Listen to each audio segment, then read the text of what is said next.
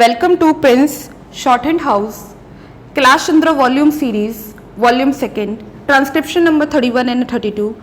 I am going to dictate both exercises at the rate 80 words per minute. Be ready.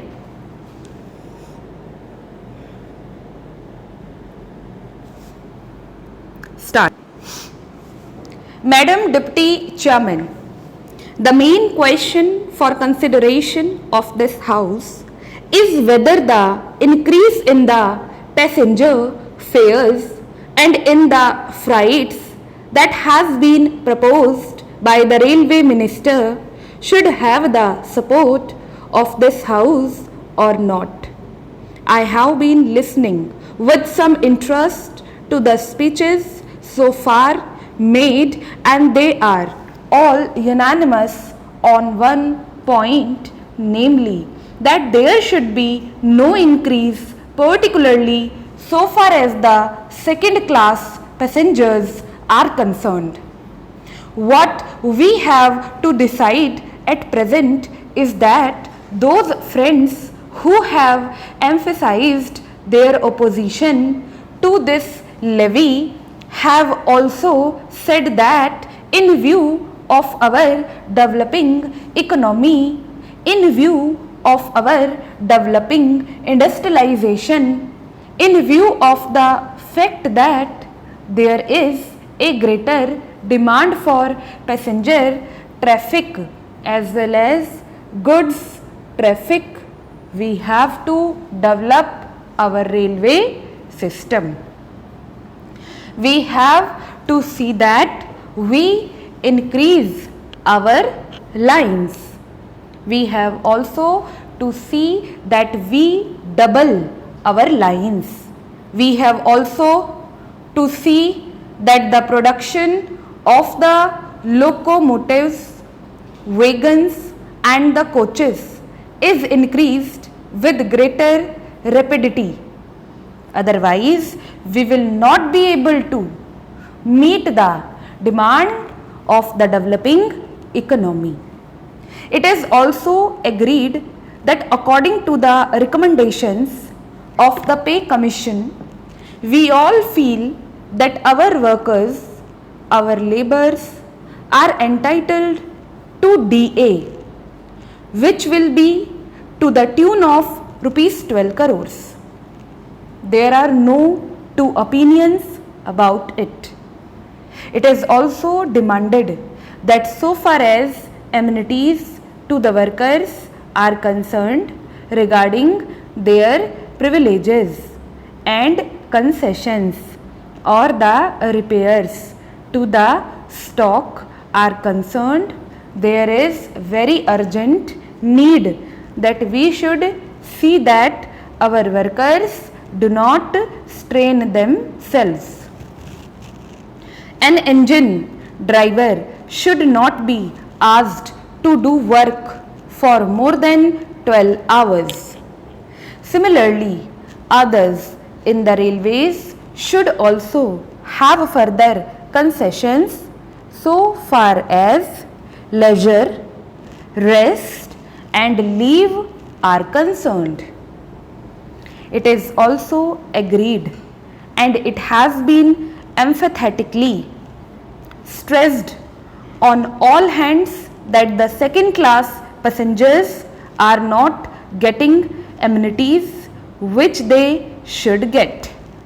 The greater portion of the income comes from the second class passengers, and the position is that they are not getting their dues by way of rest and comfort which are necessary for them. I appreciate that effort is being made that so far as sleeping accommodation and provision of fans to the second class passengers are concerned, something is being done. But this does not touch even the fringe of the problem, and when we see the second class passengers huddled together like cattle, not even having sufficient air to breathe in, we feel that there is something seriously wrong with our railway administration. We have also to see that the shortage that we had about the supply of wagons to the coal mines and to our steel industry is not there. Madam, it is a strange chain of events that the minister who was in charge of steel and who gave statements in a way implying that the railways are not doing their part well, is now saddled with that responsibility, and I am sure he must feel double responsibility because he knows how the industry has suffered or was likely to suffer. As the Minister of Steel, he charged the Railway Ministry of not doing things which should have been done. So now these are the problems that we have to meet, and the question arises how to meet them. I quite understand that there could be some economy affected in administration. I could also understand that by tightening the administration and seeing that there is not much of ticketless travel, we could improve the position. I could also understand that by taking effective measures regarding the new responsibility which Parliament has placed on the shoulders of the Railway Department, namely the liability of a common carrier for goods for which they have provided rupees 2 crores, and by having all these things in mind, there could be some reduction in expenditure. But I do not think that reduction would be of a value sufficient to meet the increasing demands of the railways. That is the problem. It is true that it will be hard to increase any fare. It would be hard to increase any freight. We do realize and we do appreciate it, and as representatives of the people, we do feel every day that our people are being taxed more and more. As regards freight, Madam, my own view is that so far as food articles are concerned, this proposal should be modified just as there has been a modification in the case of giving encouragement for exports and in certain other respects. Similarly, I feel that so far as food articles are concerned, the proposal should be modified, and on the other things, these freights may continue as proposed. In this way, the danger that has been pointed out by honorable members and to a certain extent correctly, that if the prices of food articles go up, that would create difficulty would be avoided. Stop. Ready for the next transcription. Start. Mr. Vice Chairman, knowing the honorable mover of this resolution to be a good parliamentarian, I had expected that he would place before the House all sides of this problem. I had expected that he would be no less interested in the efficiency and discipline of the administration, no less interested in the public welfare than in the interest of the civil services. But I am sorry to observe that he has taken only one view of the matter, namely the interests of the civil services alone. He has not at all dwelt upon the frightful consequences which a strike of the sort we had the misfortune to have would have had on the country and the people in general. He has spoken, no doubt, in measured tones, unlike the honorable member who sat to his right in the morning and who raised a shout, wanting to make up by sound what his arguments lacked in force. I wish to submit to this House that it would be incorrect and it would be imprudent for this House to accept this resolution. It would be incorrect because by accepting this resolution we would be laying down something bad in principle, and we would also be accepting a policy which would be suicidal and which would cut at the roots of discipline in the services. To the merits of reinstatement or otherwise of these persons I will come later on. I doubt the very propriety of Parliament going into this matter. Now let us see what has happened. Whether right or wrong, departments have taken up the question of these strikes.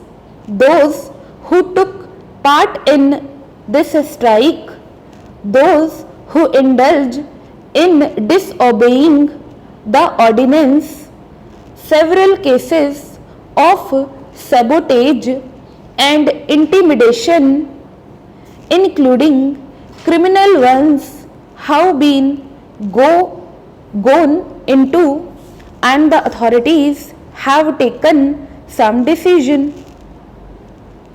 In some cases, the government have taken the decision, and in some cases, the departments have taken the decision. Now, would it be right for Parliament to intervene, to interfere with these decisions? Suppose we do that. Suppose Parliament interfered with the decisions taken by the government or by the heads of departments tomorrow. With what face and with what authority can the head of a department extract service from his subordinates? This is the question which the Honorable the mover must see, and also the other honorable members who have spoken in support of the resolution. Unemployment is mounting up and we have not been able to generate enough employment opportunities to provide even for those people who are entering the labor market today, perhaps to the extent envisaged during the 10th plan. The point that I want to make is that it is not quite justifiable to take only one aspect of the 10th plan period, namely the exigencies of capital mobilization, out of the context of the general economic situation in the country.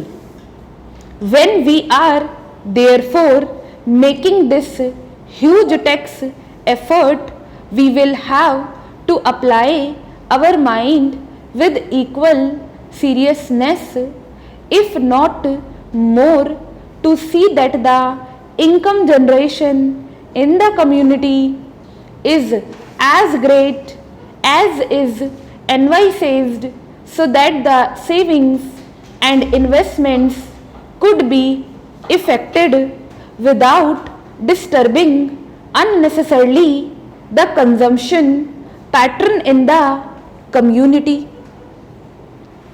Whenever there is any tax on corporations, this cry is raised, and this cry is always belied by what the industrialists themselves have claimed to be the sensitive barometer to find out the climate for capital formation.